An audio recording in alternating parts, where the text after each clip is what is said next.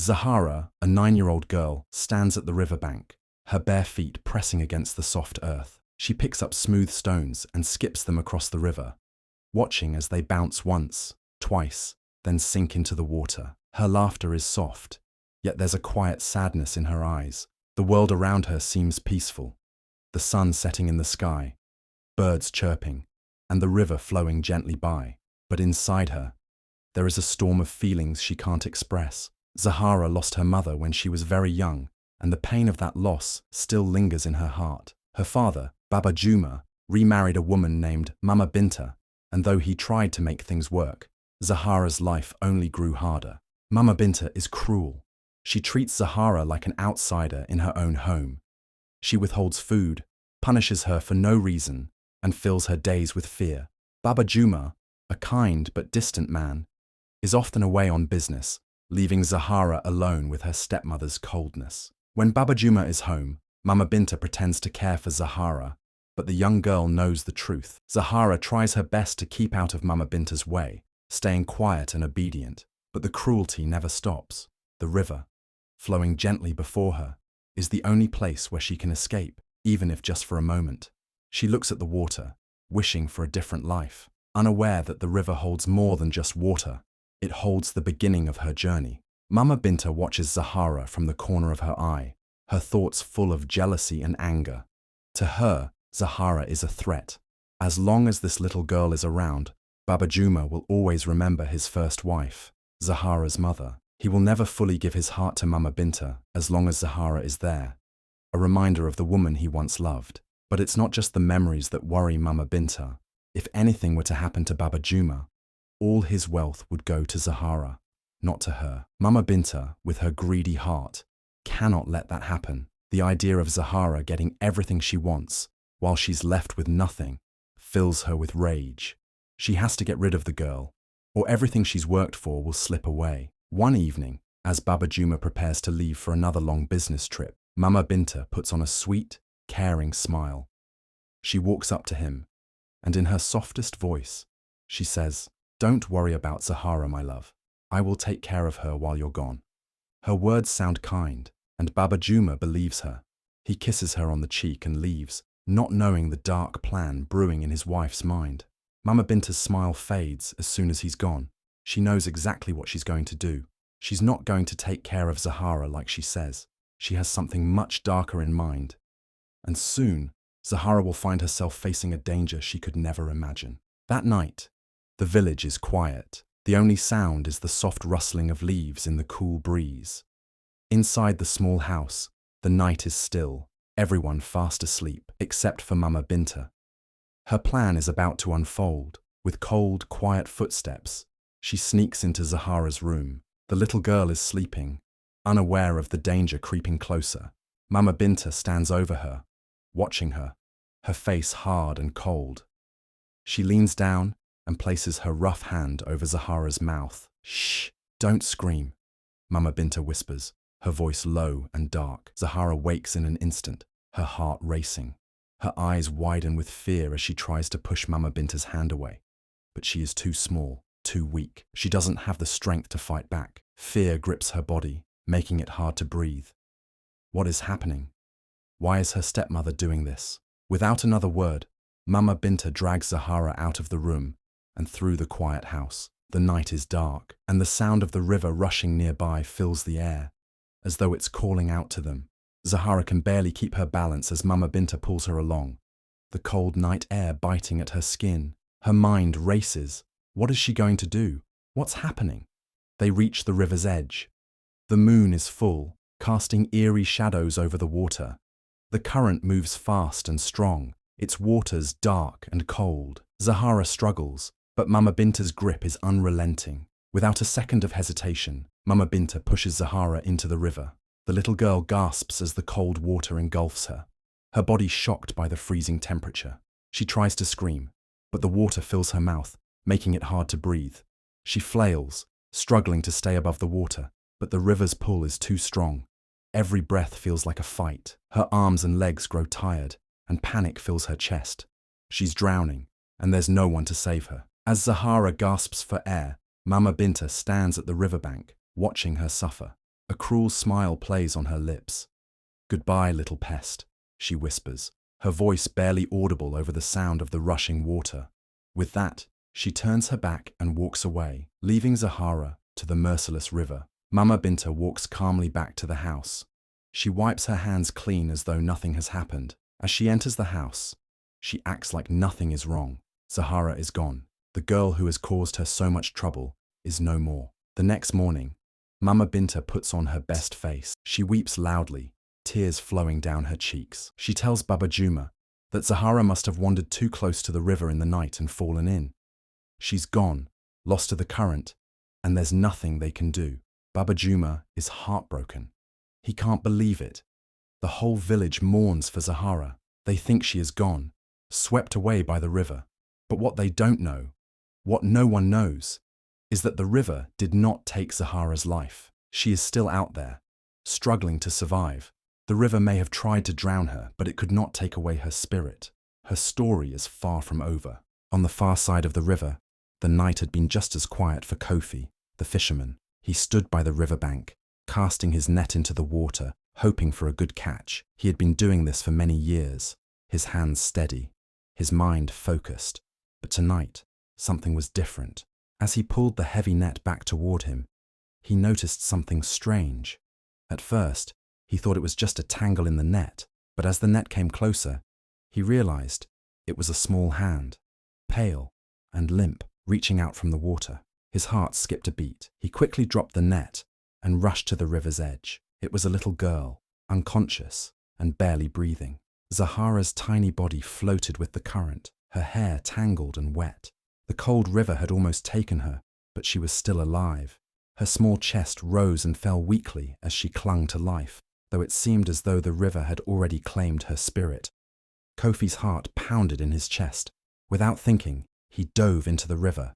The water was freezing, but Kofi didn't care. His arms worked quickly as he reached for Zahara, lifting her from the water. He wrapped her in his strong arms, holding her close as he swam toward the riverbank. His heart raced, not from fear, but from the urgency of saving this little life. When he finally reached the shore, he gently laid her down on the soft earth. His hands trembled as he checked her breathing. She was cold, and her body was weak, but she was alive. He couldn't just leave her there. She needed warmth, care, and someone to help her heal. Kofi carried Zahara to his humble home, where his wife, Mama Adisa, was waiting. Mama Adisa had always wanted children, but the years had passed, and they had none of their own. When she saw Kofi enter with the small, wet girl in his arms, her heart filled with both sorrow and hope. Kofi explained what had happened, and Mama Adisa didn't hesitate. She immediately took Zahara into her arms, her heart full of compassion. "We will care for her," she said softly. "She is our daughter now." And so, Zahara found a new family, one that loved her unconditionally. Under Kofi and Mama Adisa's care, Zahara slowly grew stronger. The warmth of their home, the care they gave her, and the kindness they showed helped her heal. Every day, Mama Adisa would sit by her side, giving her love and comfort, while Kofi would take her with him by the river, teaching her how to fish and showing her the beauty of life outside the riverbank. In their home, Zahara felt safe. She felt loved. She had no idea what had happened to her real family, but in the hearts of Kofi and Mama Adisa, she had found a place to belong, and that was enough. Zahara's new life began with warmth, love, and kindness. In Kofi and Mama Adisa's small but happy home, she felt safe. They treated her as their own daughter, never asking where she came from or what had happened before the river carried her to them. All that mattered was that she was here, and she was theirs. Every morning, Zahara woke up to the sound of the river and the smell of freshly cooked porridge. Kofi would take her with him to fish, teaching her how to cast a net, how to watch the water, and how to be patient. "The river speaks," he told her.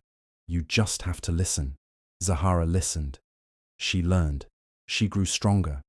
But Kofi and Mama Adisa didn't just teach her how to fish. They taught her how to read and write. Every night, by the dim glow of a lantern, Mama Adisa traced letters in the sand, and Zahara copied them carefully. "Words are powerful," Mama Adisa said. "They can open doors you never knew existed." Years passed, and Zahara blossomed into a beautiful young woman. Not just in appearance, but in strength, intelligence, and kindness. She was no longer the weak little girl who had almost drowned.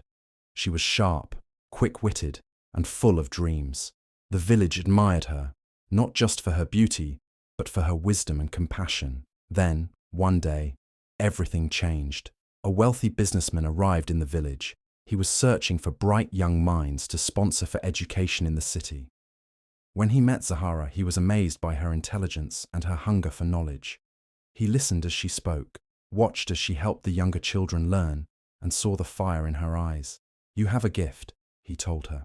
"Come to the city, study, learn. The world is waiting for you." Zahara's heart pounded. The city, a place she had never seen, full of possibilities she had never imagined.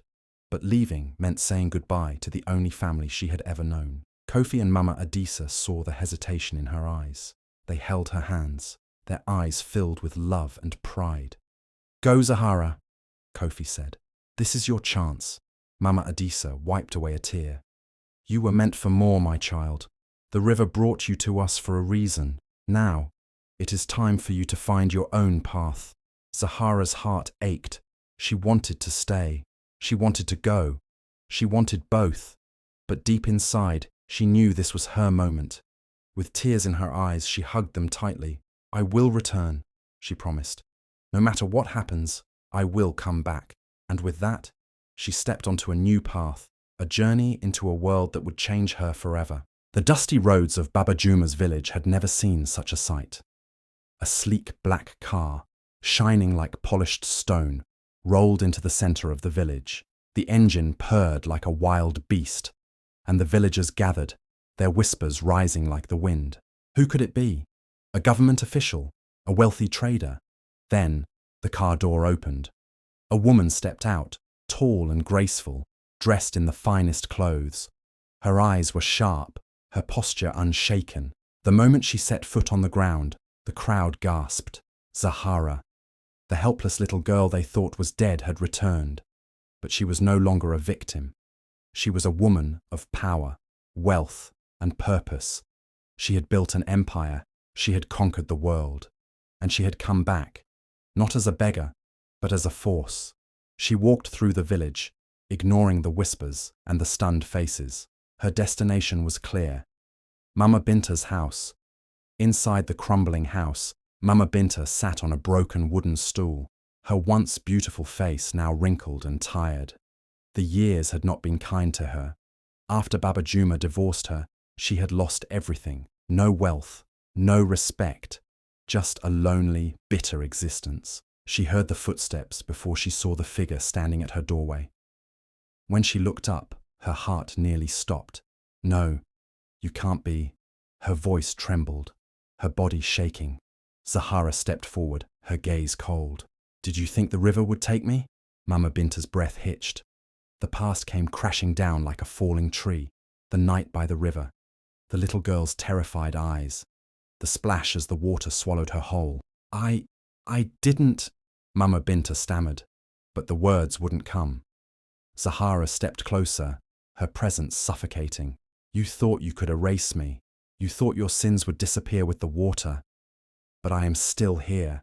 Mama Binta collapsed to her knees, her hands trembling as she reached for Zahara's feet. "Please, forgive me," she whispered, tears streaming down her face. But Zahara wasn't here for mercy. She turned to the gathering crowd.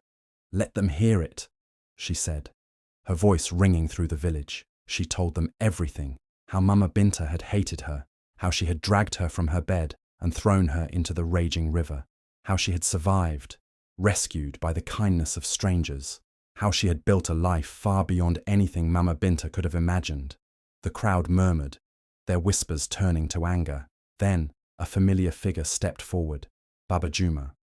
His face was pale, his eyes wide with shock and guilt. He had mourned his daughter, never knowing the truth, never knowing that the woman he had trusted, the woman he had once loved, had tried to kill his child. Zahara met his eyes, waiting. Would he defend Mama Binta? Would he deny the truth? But he didn't. He dropped to his knees, tears streaming down his face. "Zahara, my daughter, I failed you." The villagers turned on Mama Binta. Their voices rose in anger, in disgust. The woman who had once walked with pride was now nothing but a shadow, shrinking under their furious gazes. Zahara didn't need revenge. The truth was enough. She turned to leave, her heart lighter than it had ever been. She had won. She had survived. Mama Binta sat alone on the cold ground, her clothes torn, her face covered in dust. The villagers had turned their backs on her. The woman who once held power, who once walked through the village with pride, now had nothing. No wealth, no home, no respect. She reached out to a passerby. "Please, just a little food," but the woman pulled her child closer and walked away. Another villager passed. Mama Binta begged, her voice weak, but they only shook their heads. She had been given a chance, a family, a home, a husband who loved her, but she had let greed and hatred consume her. Now she had lost everything. And Zahara, she did not seek revenge. She did not waste her time on hatred. She wanted justice. She spoke with the village elders, ensuring that no other child would suffer as she had. The village would no longer turn a blind eye to cruelty. Every child would be protected. Every orphan would be cared for. And Mama Binta, she was banished, forced to leave the village, left to wander the land with nothing but regret. Zahara did not stop at justice. She wanted to bring change. With the wealth she had built, she returned to the village, not with anger, but with hope. She built a school for orphaned children, a place where they would be safe, where they would learn and grow. No child would feel abandoned. No child would go hungry. She named the school the River's Gift, because the river had not drowned her, it had saved her. And she did not forget the two people who gave her a second chance. Kofi and Mama Adisa were brought to her new home, a grand house with wide gardens and warm rooms. They were not just her rescuers. They were her true parents. She treated them with love, ensuring they never had to struggle again. One evening, as the sun set, Zahara stood by the river, watching the water flow. Once, this river had been a place of fear, a place where she had fought for her life, but now, she smiled. The river did not take her story away. It gave her a new beginning. The village is different now. Where once there was fear, there is now hope. The children laugh and play, their future bright with the knowledge they're receiving. Thanks to Zahara, the village has grown stronger, kinder, and more united. Baba Juma spends his days in deep regret. The weight of his mistakes, the guilt of not protecting his daughter, eats away at him. He has lost everything: his wealth, his respect, and his family. He can't undo the past, and every day he wonders how he could have been so blind. Meanwhile, Mama Binta, once powerful and feared, now wanders the streets alone. The world has forgotten her, and her name is now just a whisper in the wind. She has no one left. But Zahara. Zahara is different. She never sought revenge. She rose above the pain, showing the world that true strength is not in hurting others. It's in healing. It's in lifting others up when you've been knocked down. Zahara proved that kindness, justice, and love are stronger than any hatred or cruelty. She didn't let her past define her. She shaped her future with her own hands. Evil may think it has won, but truth always finds a way to rise.